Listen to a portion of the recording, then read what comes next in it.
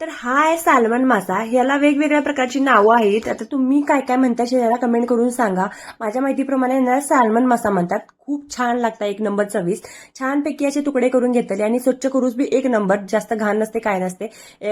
स्वच्छ करायचे, छानपैकी तुकडे करून घ्यायचे. त्यानंतर त्याला हळद, तिखट, मीठ आणि थोडंसं कोकम लावून छानपैकी 15 मिनिटं कालवून ठेवतेलं मॅरिनेशनला.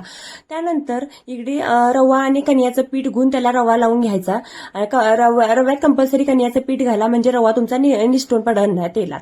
त्यात गरम झालं की छानपैकी त्या तेलात सोडतले मासे आणि छानपैकी फ्राय करून घेतलं. एकदम हळूहळू, जास्त गडबड करतील नाही. जसं तुम्ही हळूहळू फ्राय करशील तसे कुरकुरीत होतात आणि या माशास मेन म्हणजे त्यात जास्त लागत नाही. त्यामुळे लई टेन्शन घेतलं नाही. एक नंबर मासा लागता, लहान पोरासनं खाऊ घाला. चविश एवढा एक नंबर भारी आहे म्हणून सांगतो. करून बघा आणि नक्की सांगा कसा झालाय. एक नंबर होते रेसिपी.